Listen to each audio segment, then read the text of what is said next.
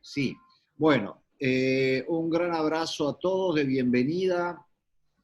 Esto es un encuentro más de los que solemos tener. Nos alegra muchísimo estar con ustedes, aunque sea a la distancia y por esta vía y sin poder darnos un abrazo. Pero bueno, es lo que hay en estos tiempos de peste. Nuestra idea es que en esta tarde tengamos una charla de aproximadamente 1 hora y media.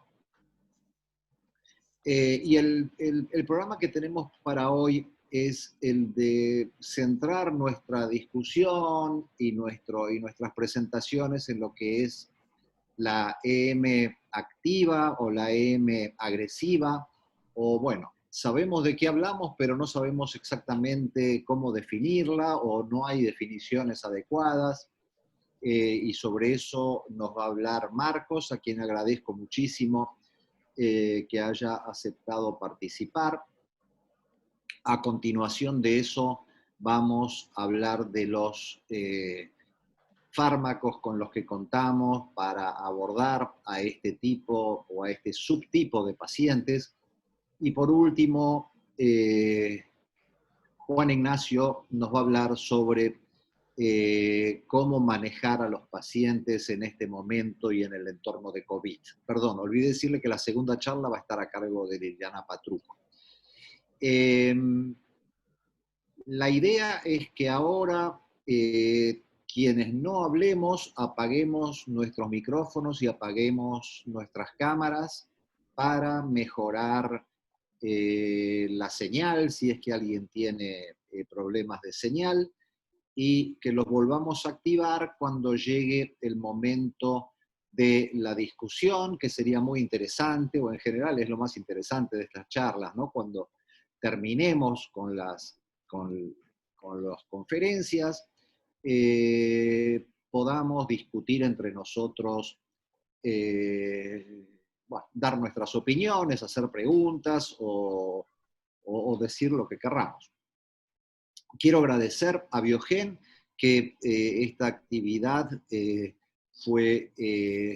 está apoyada por ellos, que no tuvieron acceso a las presentaciones, o sea, las presentaciones son enteramente nuestras, aunque vamos a hacer hincapié en algunos productos de esta compañía, pero la compañía no tuvo ninguna injerencia en los contenidos. Quiero anunciarles también que esta charla es generada, o esta actividad es generada desde un nuevo sitio que se llama portalem.org, al que ustedes pueden acceder a través de la web, simplemente tecleando www.portalem.org. La idea de este portal educativo es que sea un repositorio continuo de información en vida real, es decir, donde podamos tener acceso a las últimas publicaciones que haya en esclerosis múltiple, en todas las revistas indexadas. Obviamente vamos a poder ver la mayoría en abstracts, obviamente, y no el paper completo. Presentaciones que hagan los médicos de cualquier lugar del país y de Latinoamérica, porque es un portal dirigido a Latinoamérica, y que cada uno pueda subir su contenido, obviamente que pasa por un comité científico para evitar sesgos o digamos, o haya un control de pares sobre lo que se publica. Pero desde el punto de vista práctico, ustedes, si entran a este portal, lo más importante, creo yo, en primer lugar, es tener acceso diario a todo lo que se publica en esclerosis múltiple. Y repito, es el único portal, por lo menos que conocemos nosotros, de habla hispana, y que por lo tanto yo creo que va a ser de suma utilidad para, bueno, para la educación continua y para el manejo práctico en la esclerosis múltiple de todos los días. Habiendo dicho esto, vamos a pasar entonces a la primer diapositiva que corresponde a Marcos Burgos, quien es el jefe de neurología del Hospital San Bernardo de Salta, quien nos va a hablar de cómo identificamos o a qué llamamos pacientes con formas agresivas de la enfermedad. Muchísimas gracias de vuelta, Marcos, por estar participando con nosotros y te vamos a escuchar con muchísima atención. Tenés el micrófono, Marcos. Sí. Bueno, muchas gracias al doctor Edgardo Cristiano, a la doctora Liliana Patruco, al doctor Juan Rojas, a Guillermo Delío de Semba por esta invitación, a la que estoy gustoso de encontrarme con ellos y con la gente, los amigos de acá de Salta y Jujuy también. Vamos a empezar hablando de esta identificación de pacientes con formas agresivas de esclerosis múltiple. La siguiente.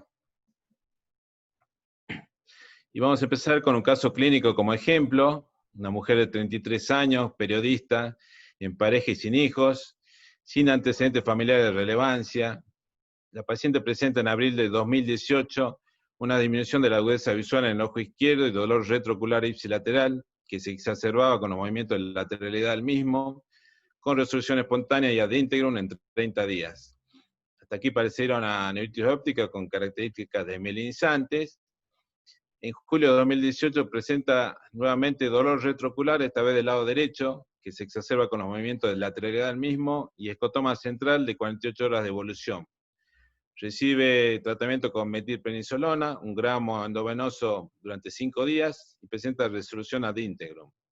Es decir, que tenemos una paciente que en abril de 2018 presenta una neuritis óptica izquierda, 3 meses después una neuritis óptica derecha, y con el tratamiento con corticoide queda con fondo de ojo normal, agudeza visual normal y una hiperreflexia generalizada, lo que corresponde a un EDSS de 1.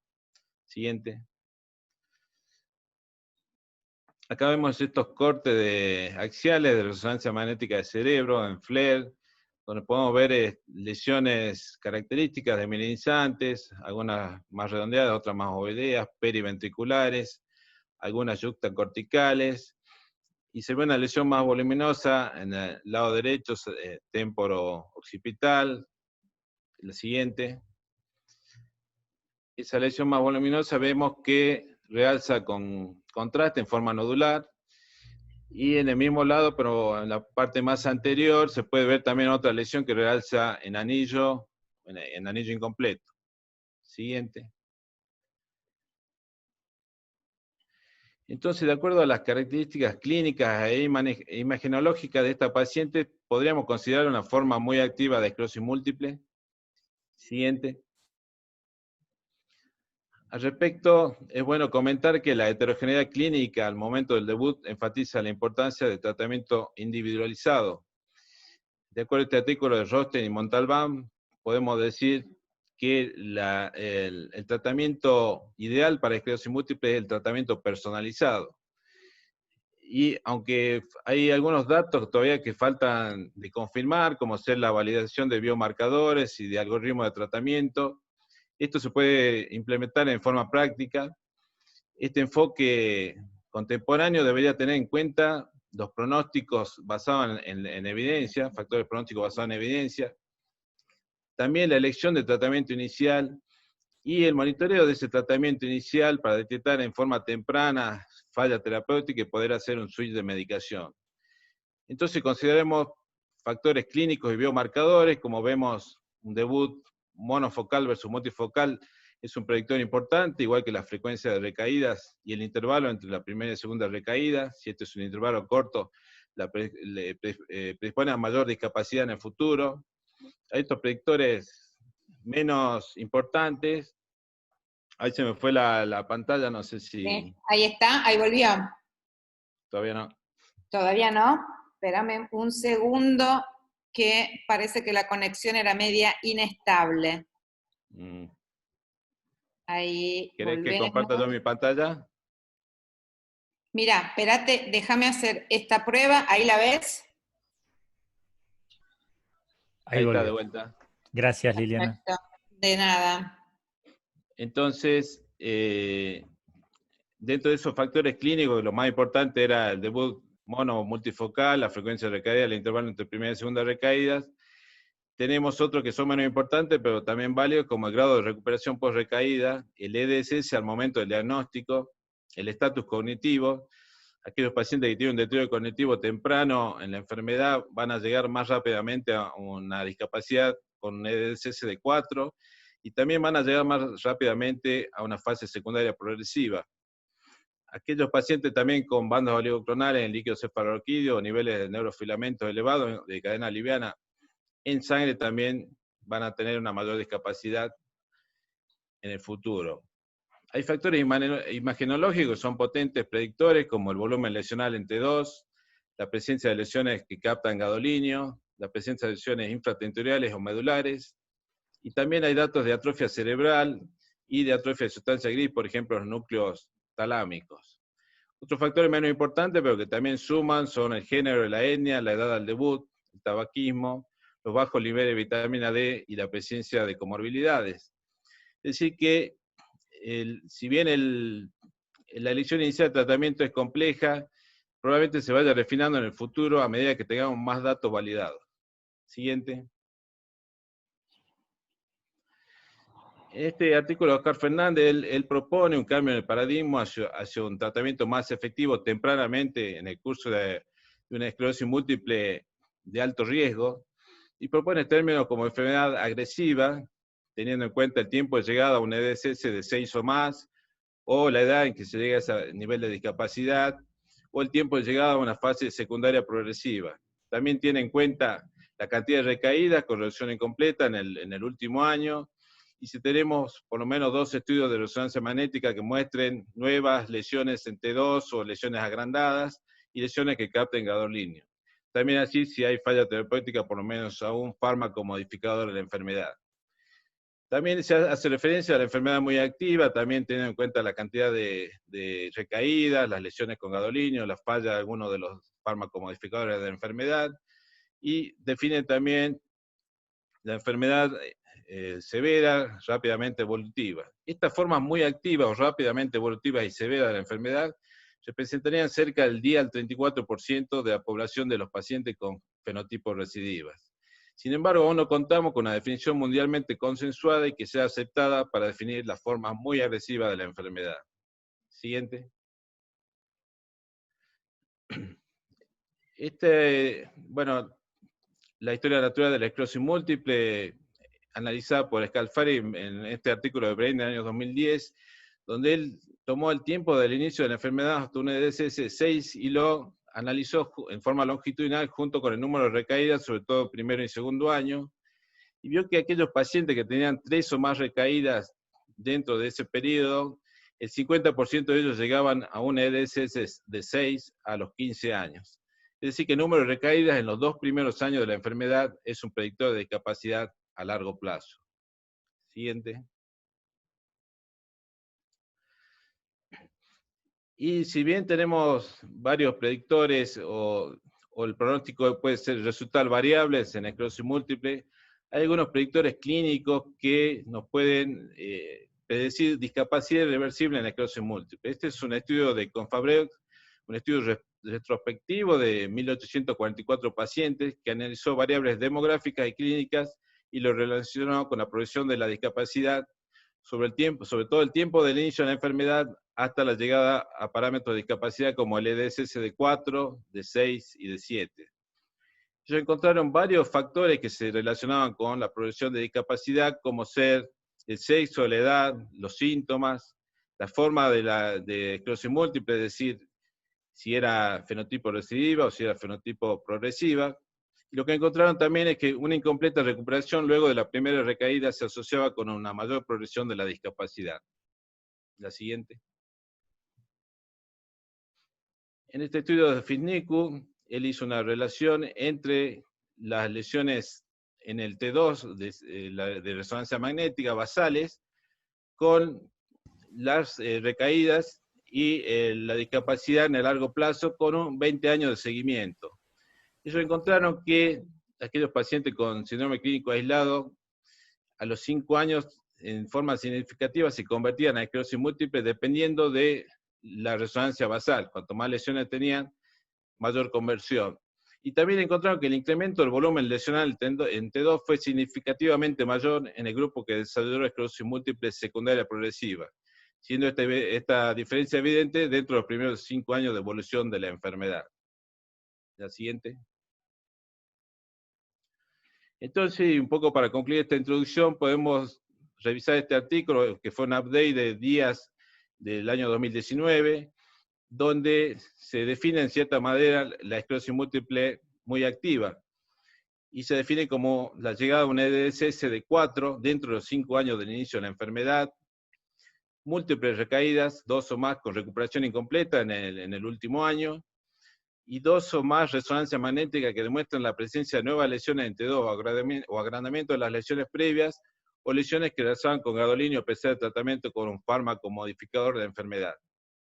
Y finalmente, la falla terapéutica a uno o más fármacos modificadores de la enfermedad en al menos el último año. El siguiente. Bueno, muchas gracias por la atención y por la invitación, y seguimos con Liliana, tengo entendido. Muy bien, muchas gracias, Marco. Fue muy interesante tu presentación, y yo creo que nos va bueno, va a generar seguramente un diálogo o una discusión al final. Yo por lo menos ya se me ocurren algunas preguntas para hacerles. Entonces, seguimos entonces ahora con Liliana Patruco, que es la jefe de la sección de enfermedades desminimizantes actualmente en el Hospital Italiano, quien nos va a hablar sobre los fármacos modificadores de la enfermedad en el abordaje de pacientes con esclerosis múltiple muy activa. Gracias, Liliana. De nada, muchísimas gracias por la presentación. Bueno, gracias a todos aquellos que nos están escuchando a través de esta vía.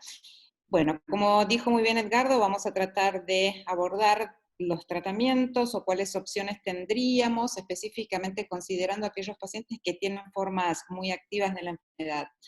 Como recién dijo Marcos, no hay una definición que haya sido mundialmente aceptada o consensuada para definir estos tipos de pacientes, pero indudablemente, y considerando que hasta un 30% de la población con esclerosis múltiple podría tener este particular comportamiento, es importante el identificarlos.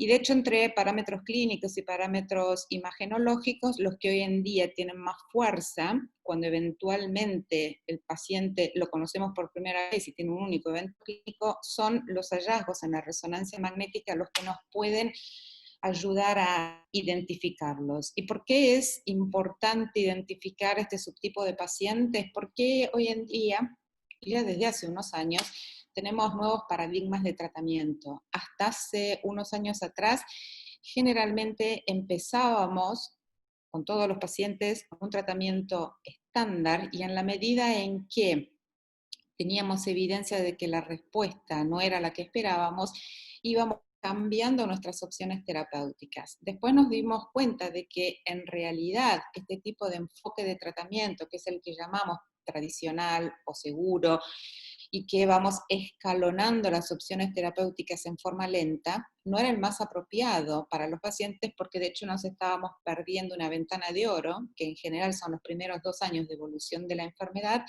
para lograr controlar adecuadamente la actividad inflamatoria y secundariamente tener un impacto en la progresión de la discapacidad. Por eso, como decía anteriormente, ya desde hace un tiempo es que cambiamos este paradigma tradicional para tener un enfoque mucho más personalizado, en donde, en base a las características de pacientes, vamos a ofrecerle su mejor opción terapéutica. Y dentro de las opciones terapéuticas que tenemos para estos fenotipos muy activos de esclerosis múltiple, tenemos algunas opciones orales, y dentro de esas opciones orales, una, a referencia,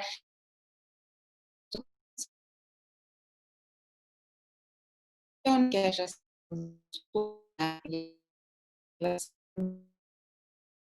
muy de la enfermedad.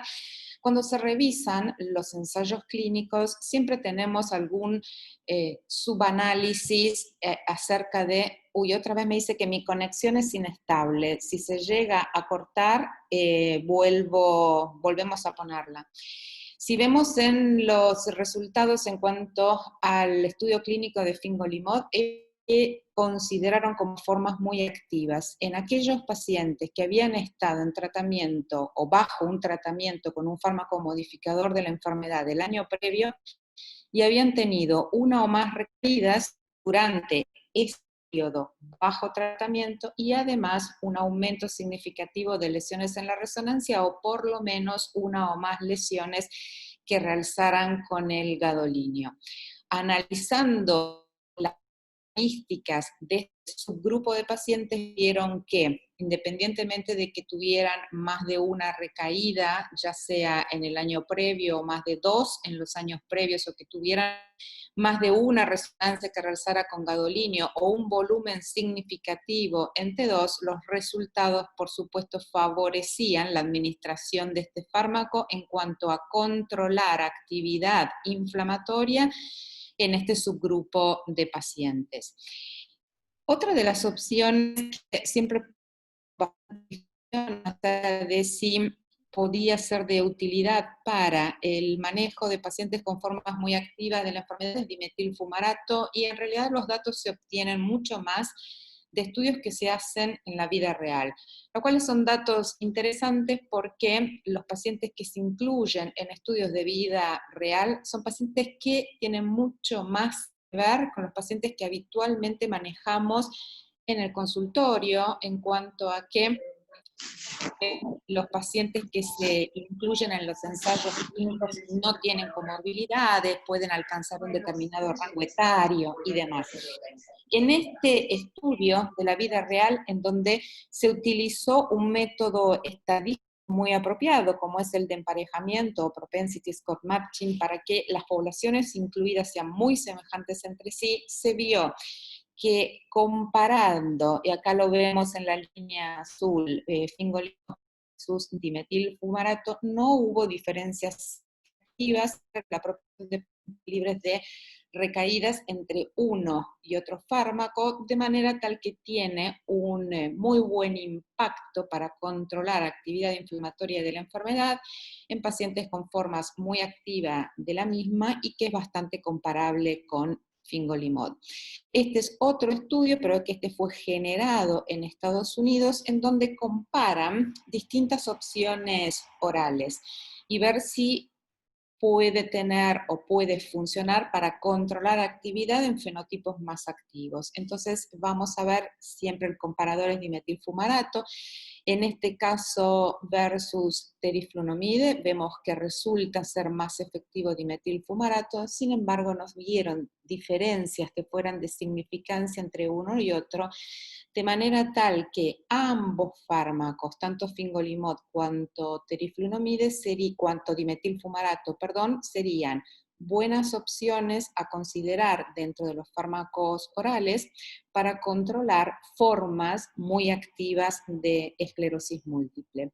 Y el último de los orales que aparece es cladribina, en donde también se hace un análisis en subgrupos de pacientes con un curso muy agresivo de la enfermedad. ¿Y cómo lo definen acá? Acá vamos a tener dos grupos de pacientes, unos que habían recibido tratamiento y que habían reunido criterios de falla, y otros que ya desde el inicio mismo tenían un curso agresivo de la enfermedad con 2 o más recaídas en el año previo y una cantidad significativa de lesiones a nivel de la resonancia. Y en ambos grupos de pacientes, ya sea que hubieran recibido tratamiento o que no lo hubieran recibido y que por lo tanto reunían criterios de falla, la administración de cladribine lograba controlar en forma adecuada parámetros inflamatorios de la enfermedad y secundariamente tener un impacto en lo que es la progresión de la discapacidad. Entonces, dentro de las opciones orales a considerar en este subgrupo de pacientes, y que por supuesto después lo adaptaremos al contexto del paciente, a que el fármaco administrado no altere ni impacte significativamente en su calidad de vida, en la conveniencia, en la eventual posibilidad de que ese paciente sea mujer y la elección también del fármaco esté condicionada a la posibilidad de un embarazo en el relativo corto tiempo, va a determinar lo que elijamos. Y por otro lado tenemos los anticuerpos monoclonales. ¿Y cuáles son los anticuerpos monoclonales que podemos considerar para este subgrupo de pacientes? Uno de ellos es alemtuzumab, aprobado ya desde hace varios años en Argentina, y si nos fijamos en la aprobación de ANMAT, vemos que la indicación de alemtuzumab está para aquellos pacientes adultos con formas de remisión de esclerosis múltiple y enfermedad activa. ¿Y cómo definen activa? Definida por manifestaciones clínicas o por resonancias magnéticas. Entonces vemos que el tema de lo que es definir formas muy activas de la enfermedad o formas activas de la enfermedad todavía sigue siendo tema de debates, y después lo vamos a ver también en las aprobaciones de los otros monoclonales. Con alemtuzumab, y si nosotros miramos los resultados de los dos estudios pivotales que se hicieron, KEREMES-1 en pacientes naïf, o sea que no habían recibido tratamiento previo, y en el KEREMES-2 en pacientes que previamente habían sido tratados, y analizamos aquellos con formas que lo definen en el ensayo clínico como aquellos que habían tenido 2 o más recaídas en los 2 años previos, o 1 o más recaídas en el año previo, y por supuesto tenían que tener hallazgos en la resonancia que fueran compatibles con esclerosis múltiple. En este subgrupo de pacientes, ya sea comparándolo con interferón beta-1 subcutáneo 44 microgramos 3 veces por semana, o comparándolo contra placebos, alemtuzumab era mucho más eficaz para poder controlar la actividad inflamatoria de la enfermedad. Pero lo otro, que está no más importante como lograr controlar la actividad inflamatoria de la enfermedad, es ver el efecto que tiene sobre la discapacidad. En este caso, comparado con interferón beta-1A, era menor la proporción de pacientes que progresaban su discapacidad, y no solamente eso, sino que veíamos que un porcentaje de pacientes incluso mejoraba su ESS. O sea, que es una para aquellos pacientes con formas muy activas, porque vemos que podemos controlar parámetros, tanto inflamatorios, porque funciona muy bien sobre las recaídas, cuanto de neurodegeneración, porque enlentece progresión de discapacidad, o en pacientes puede incluso llegar a mejorar. El impacto fue muy significativo, ya sea o si lo comparamos. Otra de las opciones, y esta fue de aparición mucho más reciente, es ocrelizumab. Cuando analicemos los resultados de los estudios pivotales, los pacientes fueron incluidos en OPERA 1 cuando tenían formas muy activas de la enfermedad y que así fueron definidas por protocolos.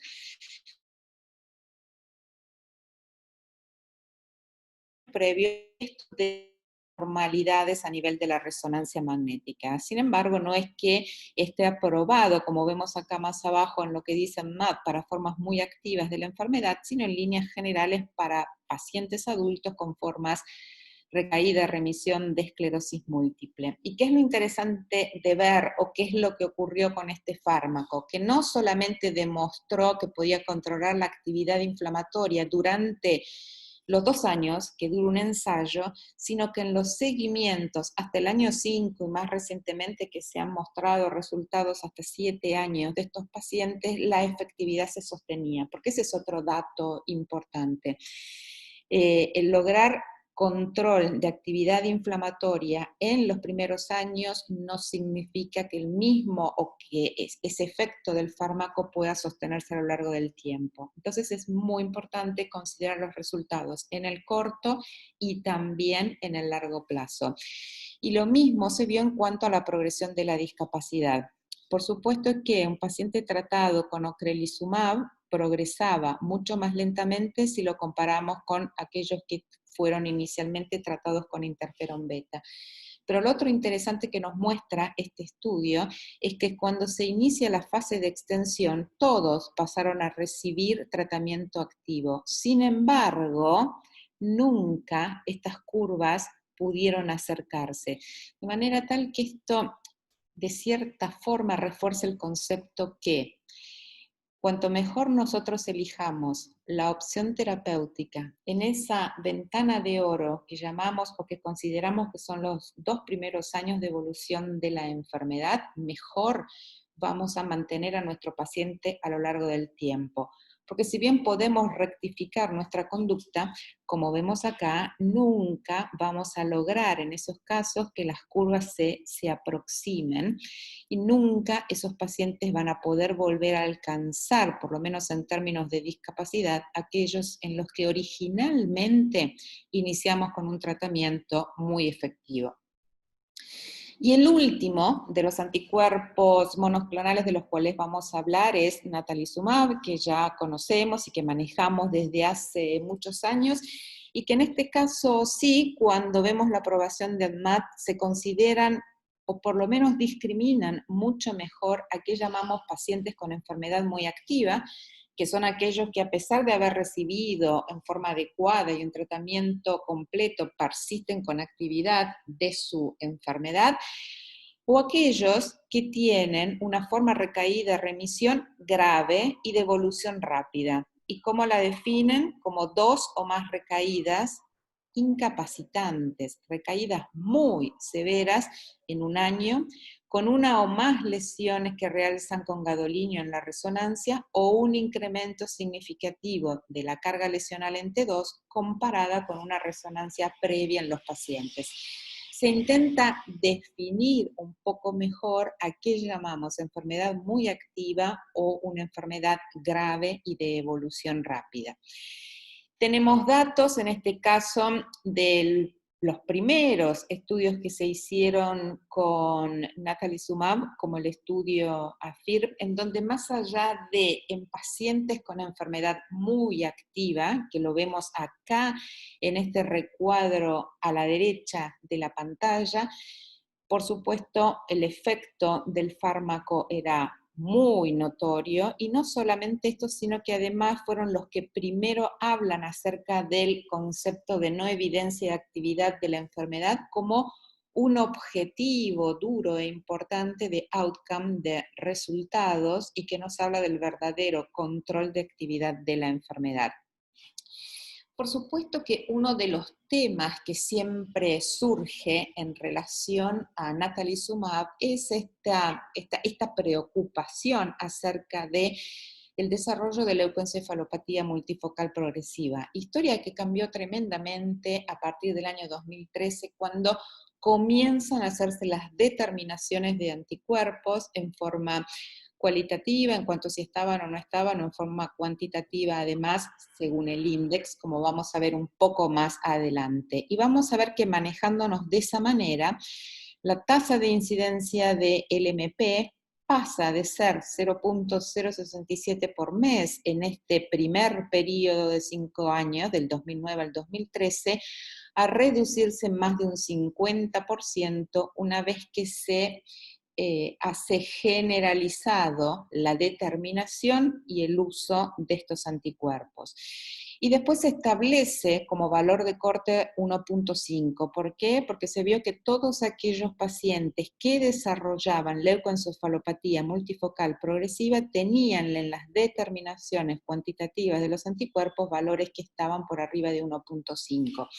Entonces, esto nos permite identificar a aquellos pacientes que tienen más riesgo de desarrollar un eventual LMP y también determinar durante cuánto tiempo podemos utilizar este fármaco cuando está funcionando en forma adecuada en nuestros pacientes con formas muy activas de la enfermedad.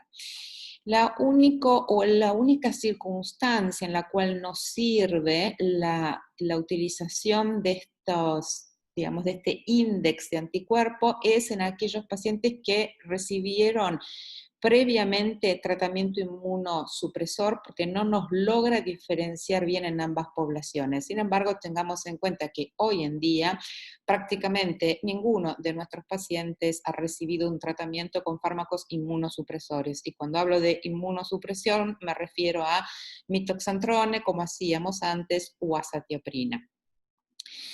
Y para minimizar aún más este riesgo, ustedes saben bien que las infusiones de natalizumab se hacen cada 4 semanas. Entonces, lo que se está viendo ahora es extender esas infusiones y de pronto en lugar de cada 4 semanas, hacerlas cada 6 semanas, sobre todo en aquellos pacientes que son JC positivos, para ver si podemos ir funcionando el fármaco adecuadamente, poder hacer que esos pacientes lo reciban durante más tiempo y que sea seguro. Y este es un estudio que se publicó a fines del año pasado en la revista Neurology, en donde se hicieron varias combinaciones de grupos de pacientes para analizar.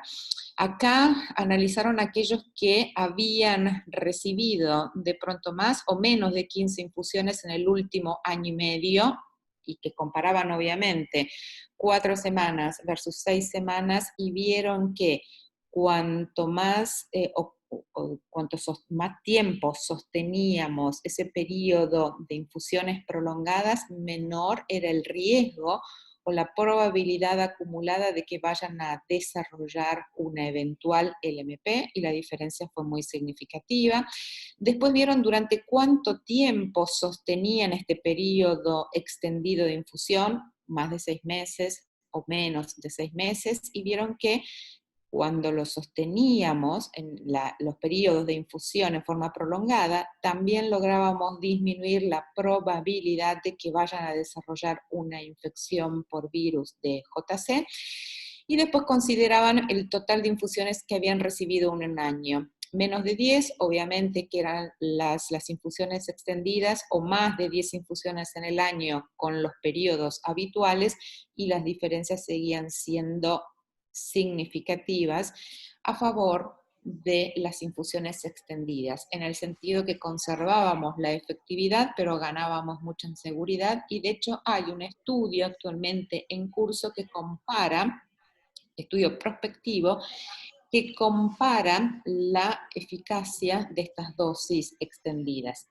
Entonces, y para concluir, podríamos decir que más allá de que todavía no haya una definición universalmente aceptada o consensuada acerca de a qué definimos formas muy activas de la enfermedad, tenemos parámetros clínicos y sobre todo imagenológicos para identificar a este subgrupo de pacientes, y que el tratamiento va a tener que ajustarse justamente a esas necesidades para lograr controlar la actividad de la enfermedad, siempre obviamente balanceando beneficios y riesgos, porque todas estas opciones terapéuticas no están exentos de riesgo, pero teniendo en mente que esta es la mejor forma que tenemos para optimizar el control.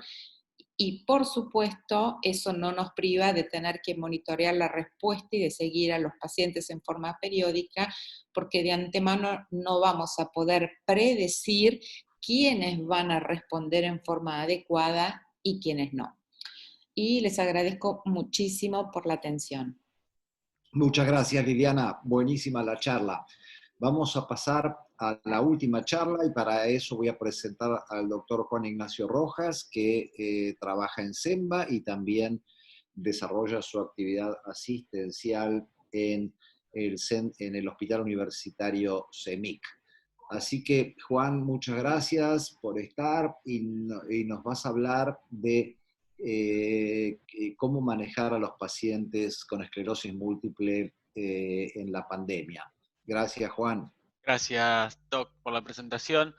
Bueno, sí, mi idea es en los próximos minutos tocar algunos aspectos prácticos de los datos que hoy tenemos de pacientes con esclerosis múltiple que se hayan infectado por COVID y que nos permiten tomar algunas decisiones o aplicarlos en el día a día para tomar decisiones desde una mirada, desde una perspectiva práctica, bien operativa. La próxima.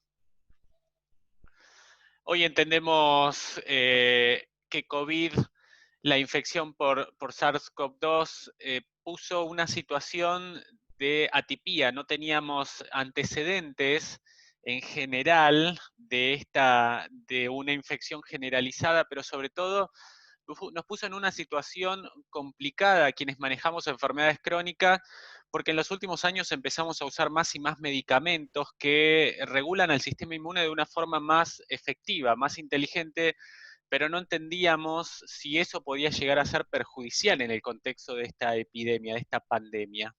La próxima. De ahí es que empezamos a buscar información que nos permita tomar decisiones basadas en la evidencia. La próxima. Y sobre todo empezar a entender cómo se comporta la enfermedad o cómo se comportó la enfermedad durante este tiempo en los pacientes que se habían infectado.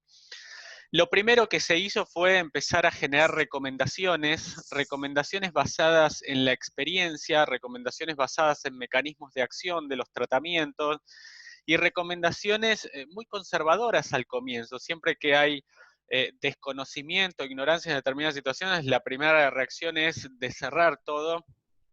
Y esclerosis múltiple no fue ajeno. De hecho, cuando veíamos las primeras recomendaciones que se generaron fue la de no comenzar tratamientos, aquellos pacientes que venían usando tratamientos, el de esperar, si lo podíamos demorar, demorarlos, quienes los venían usando, ver si los manteníamos.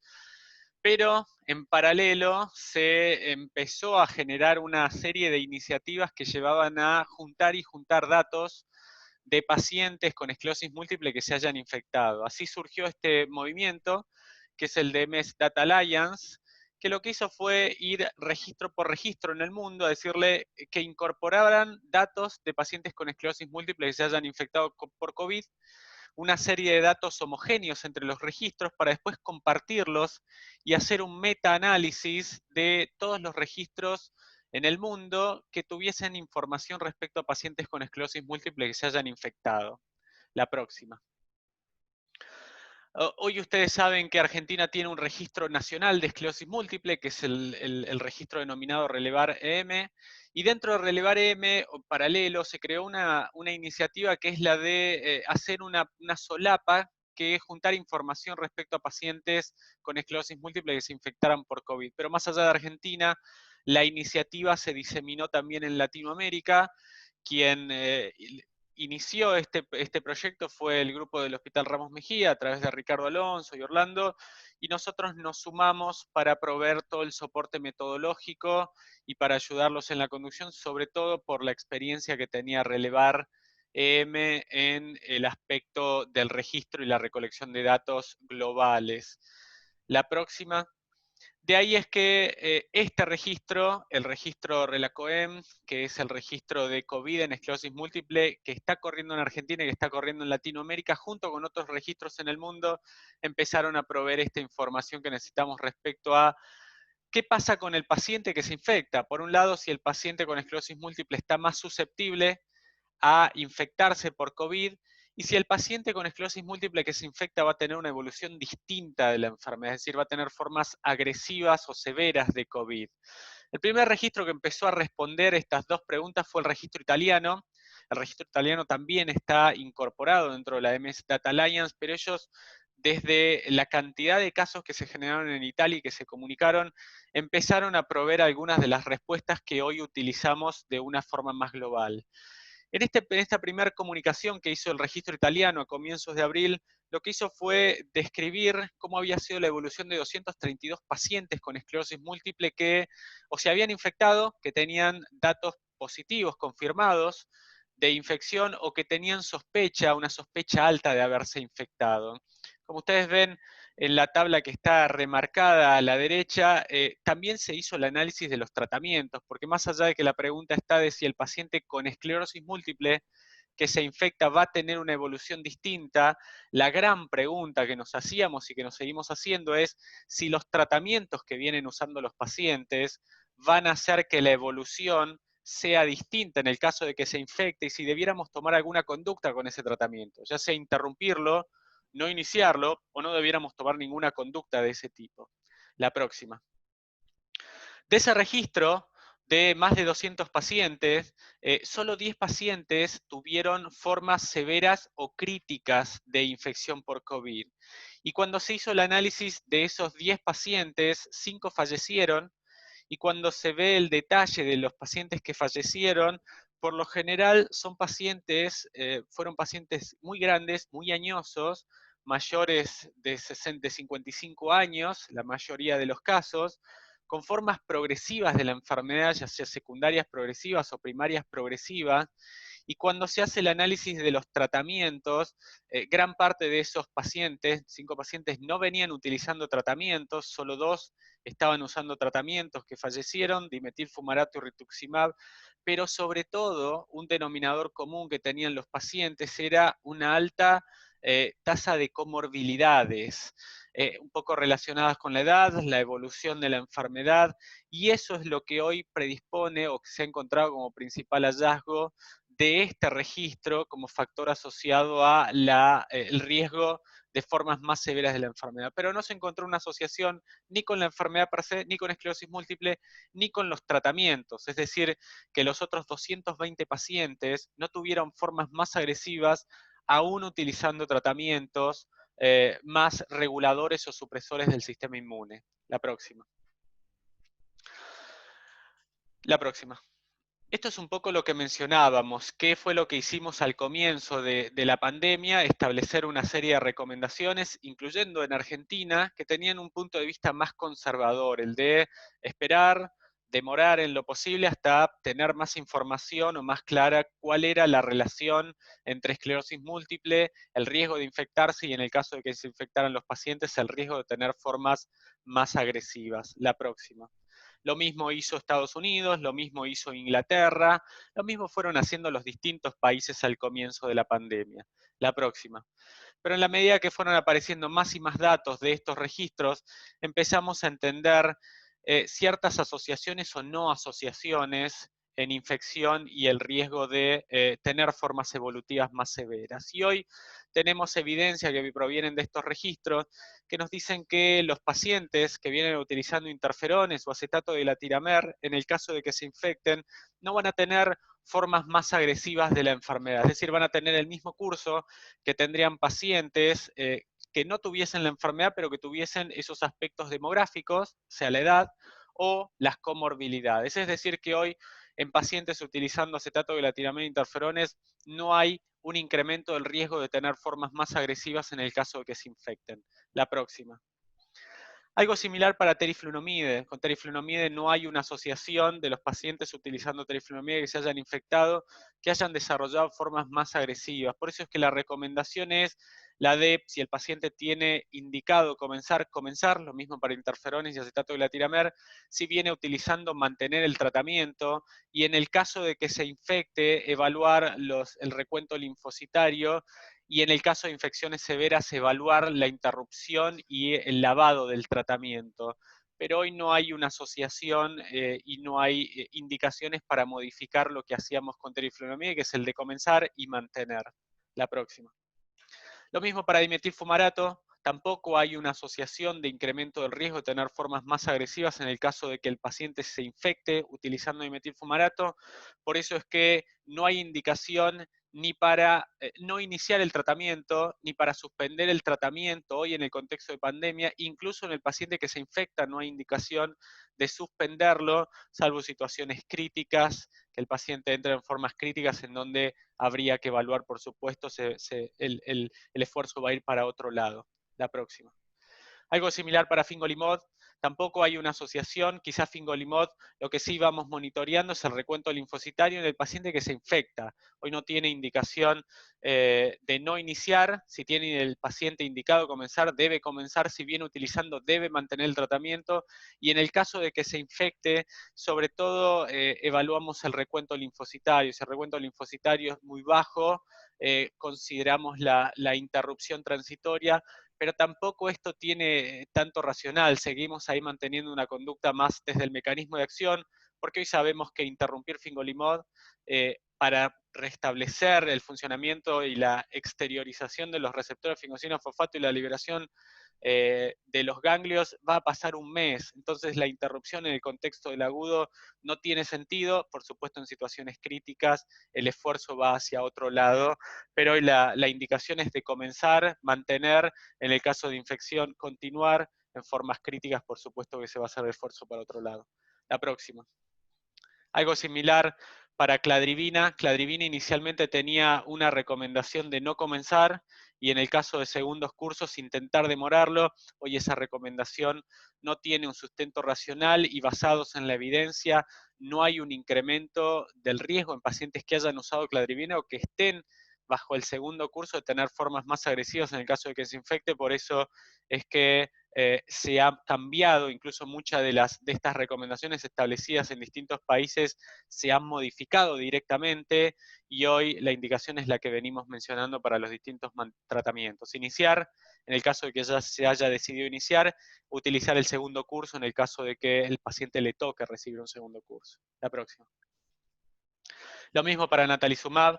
Natalizumab es uno de los medicamentos que desde el comienzo, por el mecanismo de acción, por la forma de administración, y en la medida que fueron apareciendo más datos de estos registros, sostuvimos lo que inicialmente lo habíamos planteado y que lo habíamos propuesto después, que es el de mantener el tratamiento en quienes lo vengan utilizando, incluso al principio por ahí planteábamos el de demorar la aplicación y hoy entendemos que no tiene sentido demorarlo.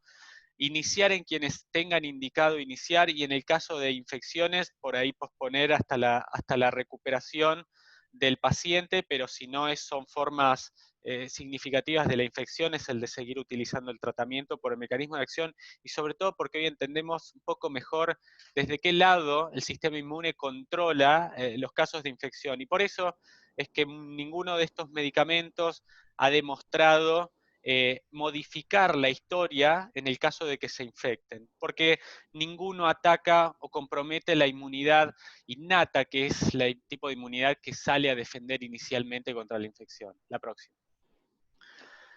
Lo mismo para ocrelizumab, creo que Liliana algo mencionó desde el mecanismo de acción y cómo actúa, y hoy tenemos más comunicaciones respecto a el impacto que tienen los pacientes utilizando ocrelizumab que se han infectado. Ya hay registros de 100 o más pacientes con infección por ocrelizumab en el contexto de esclerosis múltiple, y no hay un incremento del riesgo ni de tener formas más agresivas. Por eso es que la recomendación hoy pasa al paciente que tiene indicado comenzar ocrelizumab, debe comenzarlo, el paciente que lo viene utilizando debe sostener la utilización y no demorar la aplicación. En el contexto de infección aguda se puede posponer un tiempo hasta la resolución, pero no hay indicación para modificar la forma de administración y de uso de ocrelizumab. La próxima. Algo parecido para el emtuzumab.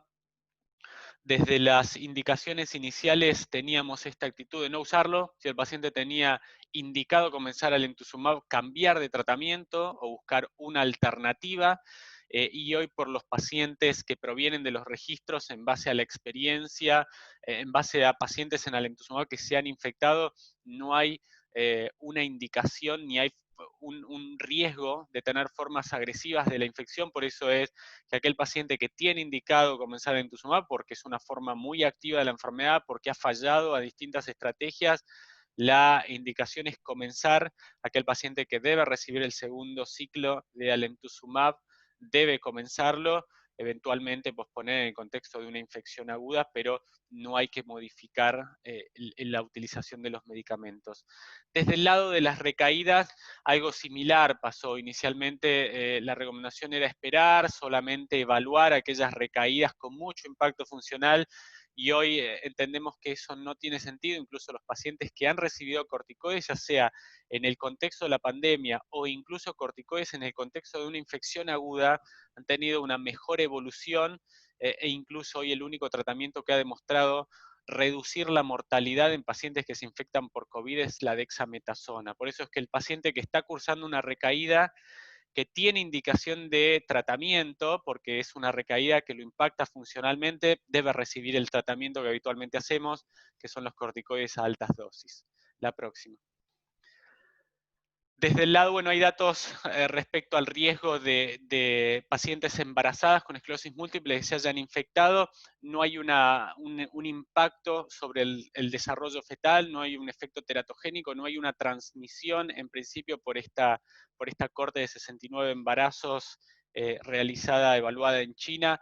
Por lo tanto, hoy entendemos un poco la evolución en pacientes con esclerosis múltiple que se infecta, que es la de no modificar la historia que tendría el paciente y cuyo impacto va a estar determinada más que por la enfermedad y por los tratamientos, en donde no vimos una asociación, va a estar dada por las comorbilidades que pueda llegar a tener el paciente. La próxima. Las recomendaciones hoy que establecemos, que se van estableciendo mundialmente en países, sobre todo de Europa, que van teniendo más experiencia y van teniendo más datos del comportamiento y que también vamos trasladando a Estados Unidos, Norteamérica, Canadá, en Latinoamérica un poco más atrasados, pero vamos siguiendo ese camino, es el de entendimos siempre, y seguimos manteniendo el concepto que mencionaron en algunas de las diapositivas iniciales. Esclerosis múltiple es una enfermedad agresiva que va generando un daño en la medida que no se la controla y que es mucho mayor el riesgo de progresar la enfermedad o acumular discapacidad si no se la trata, de que si el paciente con esclerosis múltiple se infecta, el riesgo de que un paciente con esclerosis múltiple se infecte porque no va a tener un curso o una evolución distinta a la que tendría un paciente de su edad y con sus comorbilidades. Por eso es que hoy la prioridad pasa por el control de la enfermedad, el comenzar el tratamiento en quien tenga indicado comenzar, el mantener el tratamiento en quien lo esté utilizando, en manejar las recaídas, realizar las resonancias o los laboratorios que tengamos que realizar para ir controlando la enfermedad. La próxima. Quizás el mensaje más importante, y esto lo venimos viendo desde distintos análisis, es que el riesgo de infectarse de un paciente con esclerosis múltiple en Argentina es muy bajo, incluso en lugares en donde la incidencia es alta, como el área metropolitana de Buenos Aires o la Ciudad Autónoma de Buenos Aires, en donde hoy no debe haber más de 10 casos de pacientes con esclerosis múltiple que se hayan infectado en toda Argentina. Y la evolución en el caso de que se infecte no es distinta a la que tendría una persona que no tiene esclerosis múltiple, incluso en pacientes con esclerosis múltiple vienen utilizando tratamientos muy potentes, ya sea supresores o inmunomoduladores, en donde estos tratamientos no han modificado la historia ni el curso de la infección. Por lo tanto, la prioridad está pasando por la misma prioridad que teníamos antes de la pandemia en la individualización del paciente, el diagnóstico precoz y preciso y el tratamiento para controlar el componente inflamatorio y frenar la actividad y la progresión de la enfermedad. Gracias. Muchas gracias, Juan. Fuiste muy claro y preciso. No obstante, tenemos, por suerte, unas cuantas preguntas en el chat que voy a pasar a hacerlas de manera ordenada. La primera que veo es de Marcos y dice: el deterioro cognitivo temprano de la enfermedad asociado a una pérdida de volumen cerebral alta podría llevarnos a elegir una medicación más eficaz inicialmente. Vamos a preguntarle esto a Liliana, si les parece. Perfecto, es una excelente pregunta. Y de hecho hay muchos estudios que hablan acerca de la relación entre pérdida de volumen cerebral, sobre todo de sustancia gris, ¿no? Tanto neocortical como profunda, como había señalado Marcos también en su presentación, y talámico. y la muy buena correlación que existe entre esa mayor atrofia y un mayor deterioro cognitivo. Estos fármacos de los cuales hemos estado hablando, que pueden ser utilizados para tratar formas muy agresivas de la enfermedad, tienen todos como outcomes secundarios el impacto o la medición de atrofia cerebral y lograron demostrar que la pueden reducir y hacer que se parezca muchísimo más al volumen que pierde habitualmente una persona normal sin esclerosis múltiple y que está relacionado con los cambios vinculados obviamente a la edad. Entonces, desde un punto de vista conceptual, plantear este tipo de tratamientos por el impacto que tiene sobre la pérdida de volumen cerebral y secundariamente los resultados a nivel de la cognición, es una muy buena estrategia terapéutica. Sí, estoy absolutamente de acuerdo con eso. Muy bien. Voy a pasar a una segunda pregunta y se la hago a Juan. Es de Lorena Madalena. Y dice pregunta lo siguiente: ¿hay alguna evidencia de aumento de la actividad de esclerosis múltiple ligada al uso de vacunas? Juan.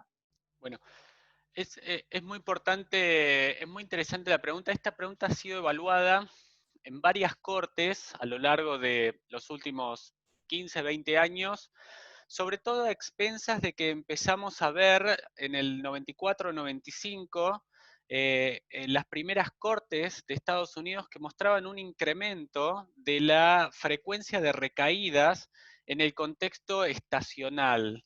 Pacientes en determinadas estaciones, sobre todo en primavera, saliendo del invierno, tenían un incremento de la frecuencia de recaídas y un incremento de la carga lesional en la resonancia. Entonces, lo que se empezó también a evaluar en distintas cortes es si determinadas periodos de vacunación, ya sea en individuos sanos, antes del comienzo de la enfermedad o en pacientes con esclerosis múltiple, incrementaban el riesgo de recaídas o de actividad en la resonancia. Y en las distintas cortes, si bien en algunas aparecieron datos controvertidos, nunca se identificó que la vacunación fuese un factor de riesgo para incrementar la actividad en recaídas, de tener más recaídas o más lesiones en la resonancia.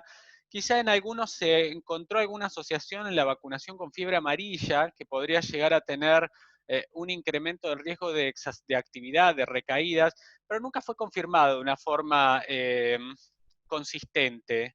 En distintas cortes, en algunos lados veíamos un incremento del riesgo, pero en otros cortes no veíamos ese incremento del riesgo. Y hace poco se publicó un metaanálisis, una revisión sistemática con un metaanálisis del riesgo de actividad, el riesgo de recaídas en pacientes tras la vacunación, y la única que tiene una ligera elevación del riesgo es la vacunación con fiebre amarilla, pero de vuelta, con un intervalo de confianza muy alto, muy largo, muy ancho, que no llega a ser un riesgo sostenido, contundente. Por eso es que hoy no hay una asociación clara entre el riesgo de recaídas en el contexto de vacunación con las vacunas que utilizamos claramente, y quizás el único recaudo lo tenemos con la fiebre amarilla, pero el recaudo pasa a la hora desde el consultorio práctico. Si el paciente está viajando o está yendo a un lugar de alto riesgo, es mucho mayor el riesgo que tiene de exposición y de infectarse que el riesgo de una recaída. Por lo tanto, si está yendo al lugar epidémico, en donde el riesgo es mucho mayor, es conveniente que se vacune. Si no está yendo a esos lugares, no tiene sentido de que se vacune y exponer individualmente al paciente a riesgo. Con las otras vacunas no hay riesgo. Muy bien, muchas gracias, Juan. O sea que la recomendación es que nuestros pacientes sí se vacunen contra por lo menos gripe y neumococo en forma sistemática, como dice el calendario. Definitivamente. Y la única restricción sería la de fiebre amarilla, en la que hay que evaluar el contexto. Exacto. Muy bien. Tengo acá una pregunta de Marcos que dice: Liliana, Sí. la actividad mínima de la enfermedad con un DMT, luego de más de un año de tratamiento, ¿sería tolerable en un paciente que viene de enfermedad muy activa? Ok, tenemos que también definir a qué estamos llamando actividad mínima, ¿sí? Si actividad mínima es que de pronto haya tenido una recaída y de pronto sensitiva y que no requirió ni siquiera tratamiento con corticoides, en que la resonancia no vimos absolutamente nada, lo que estaríamos diciendo es que no logramos alcanzar el control absoluto de la actividad de la enfermedad, pero podríamos seguir manteniendo nuestro tratamiento. Lo mismo si de pronto aparecen una o dos lesiones en la resonancia y no están asociadas a recaídas clínicas, de vuelta podríamos decir, el control no es absoluto, pero lo podríamos seguir sosteniendo con la condición de que en los 6 meses ulteriores volvemos a reevaluar ese paciente, vemos qué ocurre y si eventualmente persiste o con una recaída o de pronto aparecieron un poco más de lesiones en la resonancia, sí nos vamos a tener que plantear el cambio. En el caso específico de cladribina y alemtuzumab, que sabemos que el tratamiento se completa recién después del segundo año, si tenemos algo de evidencia de actividad entre que termina los ciclos correspondientes al año 1 y empieza los del año 2, no vamos a considerar absolutamente nada, recién lo vamos a evaluar una vez que terminemos de tratarlo. En el caso de alemtuzumab, si hay evidencia de actividad, no podemos plantear un tercer ciclo. En el caso de cladribine, como todavía no sabemos si podemos hacer o no un tercer ciclo, porque hasta el momento no está recomendado, no tenemos evidencia suficiente, pero de persistir actividad deberíamos plantear pasar a otra terapia para controlar la actividad. Pero siempre definir bien a qué llamamos actividad mínima y que no reúna, por supuesto, los criterios de falla. Y si tiene actividad mínima, reevaluarlo a los 6 meses. Si persiste con actividad, aunque sea mínima, plantear cambio de estrategia. Muy bien, muchas gracias. Tengo 2 preguntas más de Marcos, en realidad 3 más. Qué curioso que estás, Marcos, hoy, ¿eh? Sí. Por eso los traje. Bueno, pero bueno, Pero deje nos un poco faltan de las lugar para otras empanadas, preguntas. querido. Voy a las 2 preguntas de Marcos que voy a leer juntas, pero que voy a resumir en una. Vale. Marcos dice, en circulación viral de COVID-19, la elección más segura en pacientes nuevos con enfermedad muy activa sería natalizumab. Y la siguiente dice, ¿se justifica iniciar ocrelizumab en EMPP si hay circulación viral o se supone que el esperar unos meses no influirían significativamente en su discapacidad? Bien, voy a aprovechar para contestar ambas juntas. Por la evidencia que tenemos, parecería que iniciar tratamientos tanto con natalizumab como con ocrelizumab, como es la pregunta, no aumenta el riesgo de desarrollar una enfermedad peor si el paciente adquiere infección por COVID-SARS-CoV-2. Por lo tanto, si un paciente tiene enfermedad muy activa hoy, puede iniciarse la terapia con cualquiera de estos 2 fármacos sin ningún problema. Y no debemos esperar o posponer dosis de ninguno de los 2 fármacos, inclusive en el caso de iniciarla inmediatamente, porque como nos explicó Liliana, lo que se pierde no se vuelve a ganar. O sea que debemos actuar como si estuviéramos fuera de la pandemia con estos fármacos. La otra cosa muy importante y que complementa a esta respuesta es la siguiente. Tengan en cuenta que el 90% de los casos de COVID-19, el 91% creo, están concentrados en el AMBA, o sea, Capital Federal y conurbano bonaerense. El resto de los casos en el resto del país. Nosotros hicimos un estudio que les vamos a mostrar en la próxima vez que nos veamos, donde ya algo adelantó Juan, que es esperable que en la Argentina haya al día de hoy, unos 40 a 50 personas con esclerosis múltiple que desarrollen la enfermedad. O sea, poquísimas. Obviamente, la mayor parte de ellas van a estar concentradas en el ámbito del AMBA y no en provincias como Salta y Jujuy, donde el número va a ser muchísimo, muchísimo más bajo, o probablemente vean un solo caso donde se asocie la esclerosis múltiple con la infección por COVID. Por lo tanto, el riesgo epidemiológico para ustedes es bajísimo. Probablemente en el Chaco es un poquito mayor, pero tampoco tiene comparación con lo que está pasando en Buenos Aires y Gran Buenos Aires. Por lo tanto, nuestra recomendación, y de hecho lo que nosotros hacemos, es no esperar. Y voy a decir otra cosa más lateralmente. Piensen ustedes que de los medicamentos que han demostrado ser útiles para tratar el COVID, como decía Juan, el único que ha demostrado ser útil por ahora es la dexametasona. Medicamento que nosotros también usamos.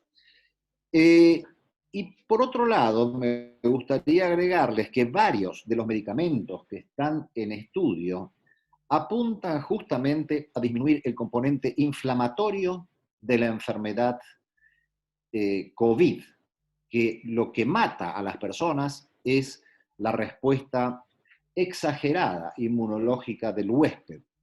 Y en ese sentido, muchos de los medicamentos que se están probando son de alguna manera muy parecidos a los que usamos nosotros en su mecanismo de acción. Sin ir más lejos, se está probando fingolimod. Y bueno, se están usando otros medicamentos que son antileuquina 6, etc. O sea, de mecanismos de acción muy parecidos a los que usamos nosotros o a los que se utilizan en artritis reumatoidea.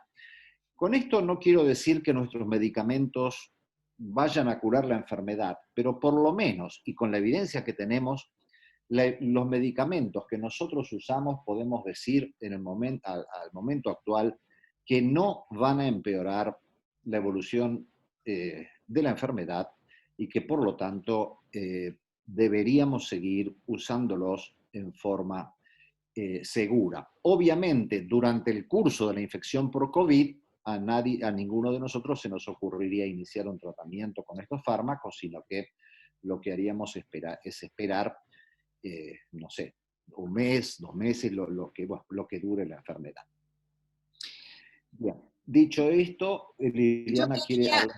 Sí, solamente agregar algo a lo que vos decís. Por supuesto, no hemos nosotros suspendido ningún inicio de tratamiento, no hemos pospuesto dosis, y sí, estando en la zona del AMBA, que es como recién decía Edgardo, que concentra la mayor cantidad de casos de COVID, que uno eventualmente podría estar preocupado, los pacientes siguen yendo a la unidad de infusiones, y la recomendación que sí le hacemos es que para trasladarse a la unidad de infusiones, bueno, vayan en su propio automóvil, la higiene de las manos, lo que tiene que ver con el uso de barbijo. El otro tema importante es que, por lo menos en el hospital italiano, hay 2 áreas, área COVID, área no COVID, el centro de infusiones, que es donde además van los pacientes oncológicos a recibir distintos tipos de tratamientos y demás, está alejada del área COVID, con lo cual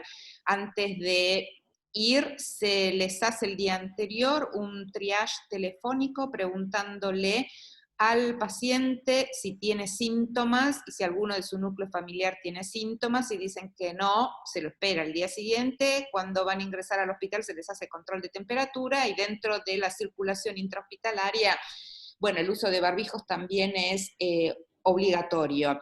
Pero a lo que voy es que, más allá de que estando en el AMBA uno eventualmente podría estar más preocupado por un supuesto mayor riesgo en los pacientes, con los cuidados habituales no hemos tenido ningún caso de nuestra población de pacientes que además se haya infectado por COVID. Y lo otro importante, sostuvimos los tratamientos o los iniciamos cuando eran necesarios, para no perder lo que estábamos hablando antes de que perdemos nuestra ventana o nuestra mejor ventana de oportunidad terapéutica y que de pronto el miedo por esta situación actual de pandemia condicione nuestras decisiones y terminemos teniendo un impacto negativo en la evolución de la enfermedad de alguien con esclerosis múltiple que después no lo vamos a poder recuperar. Muy bien, tengo otra pregunta de Marcos Burgos y es la última pregunta que vamos a admitir tuya, Marcos, porque queremos dar lugar a otras personas. Sí. Pero te digo que para eso nos trajo. Tengo la empanada acá. Ah, bueno, dale, Sí. que no te enfríen, Sí. Marcos, sé que tengo un hambre que me muero. Bueno, Marcos, la voy a leer, pero yo creo que Liliana ya te la contestó. ¿Tienen hospital Sí, de sí. día independiente o limpio para infusiones evitando áreas con COVID? Sí. En el caso que nos contaba hace un rato Marcela, que tiene un hospital que está lleno y además lleno de casos de COVID, obviamente estas cosas que estamos diciendo deben funcionar de otra manera. Es decir, un paciente no debería, creo, a mi juicio, ir a hacer una infusión en un hospital que está ocupado solo por pacientes con COVID. Deberían buscarse otras estrategias, lugares limpios, etcétera. Pero para eso funciona hacer redes, ¿sí? Redes de contacto entre neurólogos que en el caso particular de estos pacientes puedan definir áreas seguras donde ellos puedan trasladarse y poder completar las infusiones. Entonces creo que en estos momentos, si el hospital donde yo trabajo está abocado a la asistencia pura y exclusivamente de pacientes con COVID, tengo que, a través de mi red de neurólogos, definir sitios seguros en donde puedan continuar con sus aplicaciones, con los inicios de tratamiento que requieran monitoreo y con todo. No nos puede condicionar esta situación a no actuar por miedo. Sí, Muy bien. nosotros trasladamos nuestro hospital de día a otro hospital y no suspendí ninguna infusión. Excelente. Ni de Ocreli ni de Natalie, nada. Lógico, porque armaste tu propia red con los neurólogos de Jujuy y eso es fantástico. Eso es lo que hay que hacer, ¿eh? Eso es lo que hay que hacer. Perfecto. Bueno, pero Lorena tiene acá otra pregunta que hizo en forma escrita. Perdón, Lorena es, no es Marcela. Lorena dice, en caso de un paciente con COVID-19 positivo, ¿se iniciaría el tratamiento de EM inmediatamente después de anticuerpos negativizados? Bueno, yo creo que, como decía antes, la posibilidad de que ustedes vean un paciente con esclerosis múltiple y COVID positivo ya es remotísima. Pero me gustaría que Juan contestara el resto de la pregunta. Sí, esto, a ver, te puedo contar por ahí de experiencia reciente, pacientes en los cuales por ahí lo estás diagnosticando y en el contexto de estar diagnosticándolo es un paciente que pueda estar circulando por la red hospitalaria y pueda infectarse. Y entonces en el contexto del diagnóstico, una de las pruebas que hoy se está haciendo para todo paciente, por lo menos en algunos de los centros de Buenos Aires, es cada vez que entra a hacer alguna prueba, se le hace un hisopado. Y en ese contexto podés hacer la identificación de un paciente agudo, ya sea que lo estás diagnosticando o que está teniendo una recaída que te llevó a hacer las pruebas y lo estás identificando que está infectado. Lo más importante en ese paciente y la conducta pasa por dos lados. Por un lado es ver cómo va a ser, cómo es la evolución o cómo van a ser los días posteriores a que se haga la identificación del COVID, sobre todo para ver qué impacto puede llegar a tener desde lo respiratorio. No nos olvidemos que la gran mayoría de los pacientes en los cuales está comenzando con la enfermedad, le estamos haciendo un diagnóstico, son pacientes muy jóvenes, prácticamente sin comorbilidades o con muy pocos factores de riesgo, en donde la mayor parte de los pacientes, más del 95% de los pacientes, van a tener o formas asintomáticas o formas oligosintomáticas, en donde no va a tener prácticamente repercusión la infección. O sea que en ese paciente sí se hace un seguimiento de cómo es la evolución, se evalúa si necesita o no el tema de los corticoides, ya sea sobre todo por el episodio agudo que está cursando. Y nadie va a empezar un tratamiento probablemente en ese contexto de la infección aguda o la identificación aguda. Lo más probable es que se espere a esta negativización, que van a ser dentro de los 14, 20 días de hacer la identificación. Una vez que pase ese tiempo, que por lo general es el tiempo que nos demoramos desde que uno empieza a hablar con el paciente, le explica la situación, elige el tratamiento junto con el paciente para comenzarlo, es el tiempo que nos tardamos para empezar un tratamiento. O sea que en el contexto hiperagudo de la identificación de la infección, lo más probable es que nadie comience un tratamiento, porque vamos a estar en este proceso de definición del tratamiento y vamos a ver cómo evoluciona. Y una vez que pasen esos 14, 20 días, ahí probablemente empecemos con el tratamiento habiendo resuelto la infección el paciente y habiendo resuelto ese periodo de intervalo de tiempo que lo estamos siguiendo para ver cómo va a repercutir desde lo respiratorio la infección. O sea que la respuesta es, en el periodo hiperagudo, lo más probable es que nadie comience un tratamiento y no sea necesario comenzar un tratamiento. Pero uno no va a esperar 6 meses para iniciar un tratamiento. Lo más probable es que pasado esas 2, 3 semanas, sí comencemos el tratamiento que hayamos elegido para ese paciente y que esa infección no condicione la elección del tratamiento. Vamos a comenzar con lo que hayamos decidido comenzar en base a lo que mencionaba Marcos al comienzo, después Liliana, la agresividad, la carga lesional en resonancia, ese proceso de individualización. Sí, Muy yo bien. siempre me pregunto, ¿no? Y esto es nada, es una simple reflexión, cómo esto eventualmente nos puede cambiar a futuro, ¿no? Y yo de pronto me preguntaba, de pronto el año que viene, bueno, cuando tal vez ya tengamos una vacuna para esto y demás, incluyamos dentro del screening que le hacemos a nuestros pacientes, así como hoy en día, no sé, le pedimos PPD, anticuerpos para varicela, y si son negativos lo vacunamos, hepatitis B lo vacunamos y le dan negativos, tal vez debamos incluir dentro de nuestra rutina determinación de anticuerpos para COVID-19 y si son negativos tal vez vacunarlos, ¿no? ¿Cómo a lo mejor esto nos puede impactar a futuro? Pienso yo. Si lo Bueno, testeas ahora y te da positivo, ¿qué haces? Si me da positivo y está Ahora, si lo cursando... testeas, ¿te podría cambiar una medicación?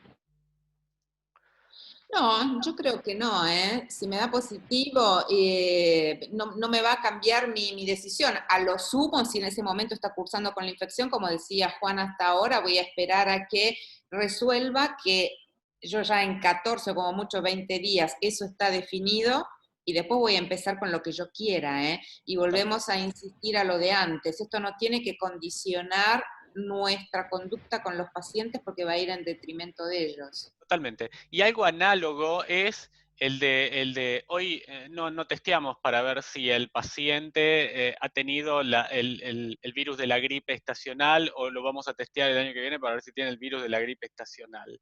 Y esto no lo hacemos independientemente de que el paciente haya cursado una gripe severa.